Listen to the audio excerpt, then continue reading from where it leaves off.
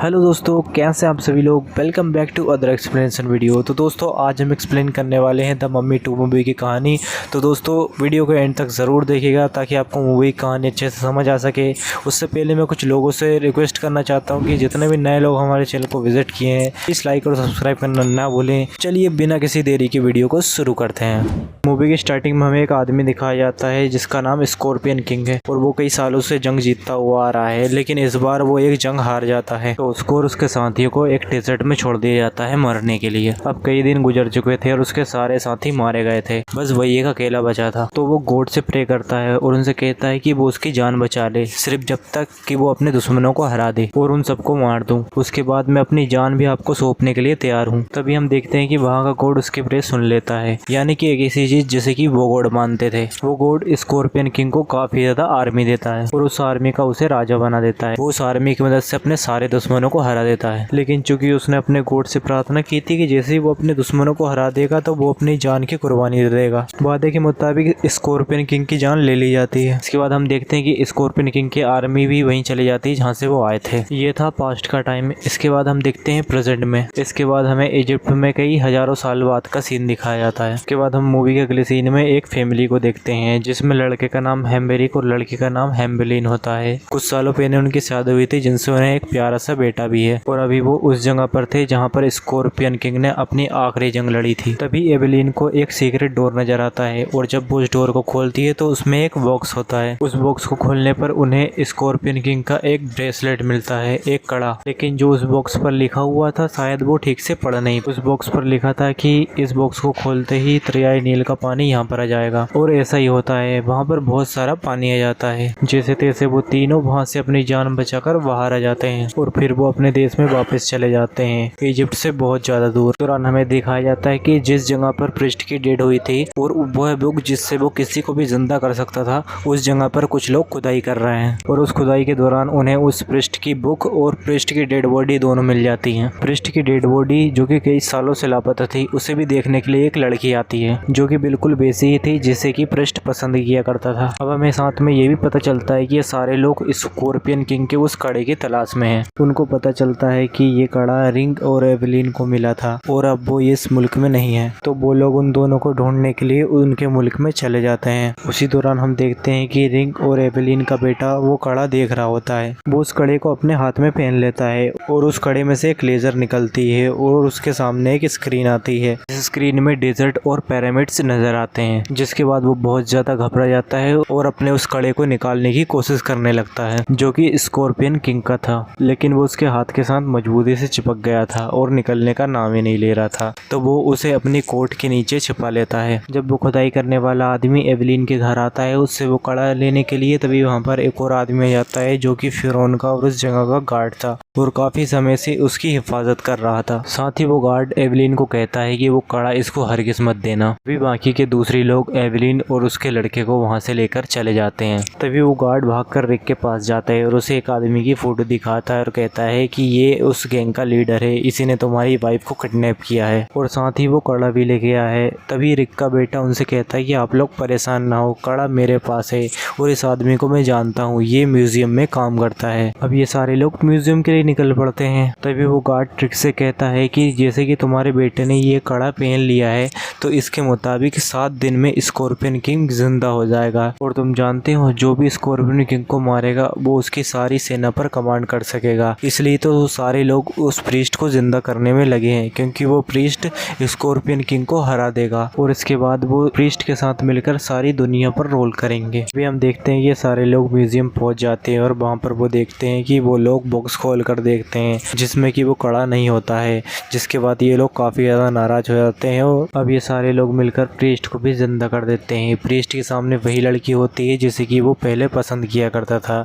असल में ये वही लड़की थी और इसका दोबारा जन्म हुआ था, लेकिन इसे अपनी पास्ट की सारी बातें याद थी और ये उससे बातें करने लगती है। उसी दौरान रिक और उसके साथी एवेलिन को बचाकर वहाँ से चले आते हैं, लेकिन प्रीस्ट भी अपनी मम्मी आर्मी को जिंदा कर देता है और उन लोगों के पीछे लगा देता है। वो लोग एवेलिन एवेलिन और रिक के बेटे को किडनैप कर ले जाते हैं और अब प्रीस्ट, साथी और वो लड़का उस ट्रेन में होते हैं। फिर वहाँ पर प्रीस्ट एवेलिन और रिक के बेटे के पास आता है और कहता है कि जो कड़ा तुमने पहन रखा है और जो कोई भी ये कड़ा पहन लेता है उसे उस जगह के बारे में पता चल जाता है जहाँ पर स्कॉर्पियन किंग जिंदा होने वाला होता है। दूसरी तरफ रिक और एवेलिन अपने बेटे को लेकर काफी ज्यादा परेशान होते हैं और रिक अपने एक दोस्त के पास जाता है जिसके पास हॉटर बलून था। रिक अपने दोस्त से कहता है कि प्लीज तुम हमें प्रीस्ट और उसके साथी तक पहुंचा दो क्योंकि उन्होंने हमारे बेटे को किडनैप कर लिया है। दूसरी तरफ हम एवेलिन के बेटे को देखते हैं जो कि उस जगह से निकलकर बाहर आ जाता है और उसे दोबारा से विजन्स आने लगते हैं जहाँ पर स्कॉर्पियन किंग को जिंदा होना था। लेकिन तभी वहाँ पर प्रीस्ट आ जाता है और वो दोबारा से एवेलिन के बेटे को पकड़ लेता है। अब हम प्रीस्ट और उस लड़की को देखते हैं जहाँ पर प्रीस्ट उस लड़की की आत्मा जो कि अंधेरी में कैद होती है उसे वापस बुला लेता है और वो ऐसा उस बुक की मदद से करता है और वो उस आत्मा को इस नई लड़की में डाल देता है जिसके बाद उसे सारी पुरानी बातें याद आ जाती हैं। इसी के साथ साथ एवेलिन को भी सेम विजन्स आने लगते हैं जहाँ पर एवेलिन को पता चलता है कि वो फिरौन की बेटी थी यानी वहाँ की प्रिंसेस थी और उसी के सामने प्रीस्ट और उस लड़की ने फिरौन की जान ली थी। यही वजह थी कि एवेलिन एंशिएंट हिस्ट्री में इतनी आगे थी और उसे पास्ट से रिलेटेड काफी सारे चीजें जैसे किताबें, बॉक्स और ये कड़ा वगैरह काफी ज्यादा आसानी से मिल जाते थे। अब हम यहाँ पर रिक और एवेलिन को देखते हैं जो कि हॉटर बलून में बैठकर उस ट्रेन के पास जाते हैं जहाँ पर उन्हें ट्रेन में दाखिल होने के बाद कुछ भी नहीं मिलता और ना ही उन्हें अपना बेटा मिलता है। लेकिन पास ही में उन्हें एक रेत से बनी एक जगह दिखती है जिससे देखकर उन्हें पता चल जाता है कि ये वही जगह है जहाँ पर प्रीस्ट और उनके साथी ने उनके बेटे को लेकर गए हैं। लेकिन तभी प्रीस्ट को पता चल जाता है और वो पानी को बहुत ज्यादा ऊपर उठाता है और उनके हॉटर बलून को क्रैश करवा देता है। लेकिन वो सारे लोग बच जाते हैं और जंगल के रास्ते से आगे बढ़ने लगते हैं। थोड़ी आगे जाने के बाद इन्हें प्रीस्ट के कुछ लोग दिखते हैं और वहीं पर कुछ छोटी मम्मीज होती है और वो इन पर हमला कर रही होती हैं। वो छोटी मम्मीज प्रीस्ट की काफी ज्यादा आर्मी को मार देती है। वहीं पर एवेलिन का बेटा भी होता है। तभी रिक अपने बेटे को लेकर वहां से भाग जाता है। अब इनके पास वक्त बहुत कम था क्योंकि सुबह होने से पहले अगर ये उस पिरामिड तक नहीं पहुंचते हैं तो रिक के बेटे की जान भी जा सकती थी उस कड़े की वजह से। वहीं पर एवेलिन का भाई भी मौजूद होता है और अब वो साथ मिलकर उस पिरामिड की ओर भागने लगते हैं और फाइनली सुबह होने से पहले वो उस पिरामिड की ओर जंप लगा देते हैं जिससे रिक के बेटे की जान बच जाती है और फाइनली वो कड़ा भी रिक के बेटे के हाथ से अलग हो जाता है और वो उसे दूर फेंक देता है। तभी वहाँ पर एवेलिन और उसका भाई भी आ जाते हैं। तभी हम देखते हैं कि प्रीस्ट के साथ रहने वाली वो लड़की भी वहाँ पर पहुँच जाती है और वो एवेलिन को जान से मार देती है। जिसके बाद रिक ये सब देखता है तो वो बहुत ज़्यादा दुखी हो जाता है और वो सोचता है कि वो उनसे जरूर बदला लेगा। जिसके बाद हम मूवी के अगले सीन में प्रीस्ट और उस लड़की को देखते हैं। तभी वहाँ पर कुछ काली ताकतें आती हैं और प्रीस्ट से उसकी सारी शक्ति लेकर वहाँ से चली जाती है जो कि स्कॉर्पियन किंग ने भेजी थी क्योंकि वो जिंदा होने वाला था और वो नहीं चाहता था कि कोई उसके जितना पावरफुल हो। प्रीस्ट को तो समझ ही नहीं आ रहा था कि उसके साथ क्या हुआ। तभी हम उस आदमी को देखते हैं जिसने कि प्रीस्ट को जिंदा किया था। उसे स्कॉर्पियन किंग का वो गिरा हुआ कड़ा भी मिल जाता है। वो उसे अपने हाथ में पहन लेता है। फिर उसे एक साइन नजर आता है। वो उसके होल में अपना हाथ डाल देता है जो कि इस तरफ इशारा कर रहा था कि अब स्कॉर्पियन किंग जिंदा होने वाला था और जल्दी वो अपनी आर्मी के साथ यहाँ पर पहुंच जाएगा। बाहर वो गार्ड भी मौजूद होता है जिसके पास अपनी पर्सनल आर्मी थी ताकि वो किसी भी खतरे को भांपकर उससे लड़ सके वरना दुनिया तबाह हो सकती थी। वहीं पर रिक का बेटा और एवेलिन का भाई काफी उदास होते हैं उसकी डेथ की वजह से। तभी एवेलिन का भाई उसे समझाते हुए कहता है बेटा तुम फिक्र मत करो, बस एक बार हमारे हाथ वो बुक लग जाए जिससे मरे हुए इंसान को जिंदा किया जा सकता है, फिर देखना तुम्हारी मम्मी झट से तुम्हारे पास आ जाएगी। वो दोनों पिरामिड के अंदर जाते हैं और प्रीस्ट की उस लड़के के साथ काफी चालाकी से उससे वो बुक छीन लेते हैं। एवेलिन के बेटे को इजिप्ट की पुरानी भाषा आती थी तो वो बुक पढ़ने लगता है। इसके बाद हम देखते हैं कि एवेलिन दोबारा से जिंदा हो जाती है। इसके बाद एवेलिन और प्रीस्ट की उस लड़की के बीच में एक जबरदस्त फाइट होती है। दूसरी तरफ हम प्रीस्ट को देखते हैं जिसके दिल में बदले की भावना होती है। वो कहता है कि मैं स्कॉर्पियन किंग को जगाकर उसको मार के ही दम लूंगा। उसे जगाने की कोशिश कर रहा होता है लेकिन तभी वहाँ पर रिक आ जाता है और दोनों में फाइट होने लगती है और इसी भयानक लड़ाई के दौरान हम देखते हैं कि वहाँ का दरवाजा खुलता है और अब स्कॉर्पियन किंग जाग चुका था। इसकी बॉडी में स्कॉर्पियन जितनी ही टांगे होती हैं और ये काफी ज्यादा ताकतवर और खतरनाक होकर वापस आता है। स्कॉर्पियन किंग को देखकर प्रीस्ट डर जाता है क्योंकि वो अब एक नॉर्मल इंसान था कि उसकी सारी पावर स्कॉर्पियन किंग ने ले ली थी। वो जानता था कि वो चाहकर भी स्कॉर्पियन किंग को नहीं हरा सकता, इसलिए वो वहाँ से भागने लगता है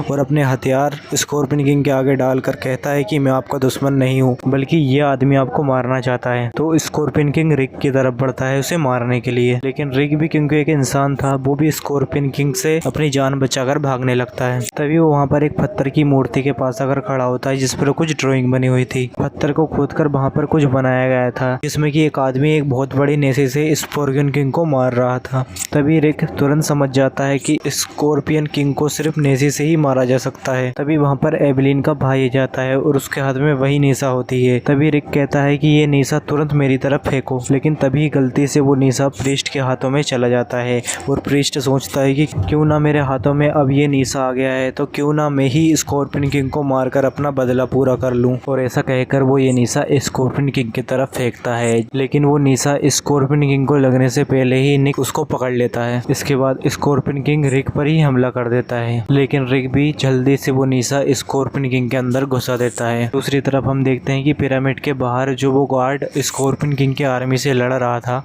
जो कि स्कॉर्पियन किंग के खत्म होने की वजह से खुद भी खत्म हो जाती हैं। अब पिरामिड के अंदर हम देखते हैं कि हर चीज तबाह हो रही है, जमीन फट चुकी है और उसके अंदर ब्लैक सोल्स हैं जो कि रिक और प्रीस्ट को अपने अंदर खींच रही होती है क्योंकि वो वहाँ पर लटके होते हैं। एवेलिन फौरन से रिक को बचाने के लिए वहाँ पर आती है और कहती है कि मैं आपके बगैर यहाँ से नहीं जाऊंगी। प्रीस्ट भी ये सब देख रहा होता है और वो भी अपनी पसंदीदा लड़की से कहता है कि तुम भी मुझे बचाने आओ, मैं यहाँ पर लटका हुआ हूँ। लेकिन उस लड़की को तो सिर्फ अपनी जान की फिक्र थी, वो प्रीस्ट को वहाँ पर मरने के लिए छोड़कर चली जाती है। यह देखकर प्रीस्ट काफी ज्यादा दुखी हो जाता है और ये सोचकर दुखी होने लगता है कि जिस लड़की को मैं हजारों सालों से जिंदा करने की कोशिश कर रहा था वो तो असल में मुझसे प्यार ही नहीं करती थी। और इसके बाद प्रीस्ट अपने आप को खुद ही उस गहरी जगह में फेंक देता है। इसके बाद वो ब्लैक सोल्स प्रीस्ट को पकड़ लेती हैं और उसको मार डालती हैं। लेकिन इसके बाद प्रीस्ट की वो पसंदीदा लड़की भी नहीं बच पाती है। जब वो बाहर जा रही होती है तो वो एक ऐसी जगह में गिर जाती है जहाँ पर काफी ज्यादा खतरनाक कीड़े होते हैं और वो खतरनाक कीड़े उसको खा जाते हैं, जिसकी वजह से वो भी मर जाती है। रिक, एवेलिन और एवेलिन का बेटा और उसका भाई चारों मिलकर वहाँ से भागने लगते हैं, लेकिन वहाँ से निकलने के सारे रास्ते बंद हो चुके थे और वहाँ पर तूफान आ चुका था। चारों वहाँ पर पिरामिड के टॉप पर चले जाते हैं और तभी वहाँ पर वो आदमी आ जाता है जिसके पास हॉट बलून था।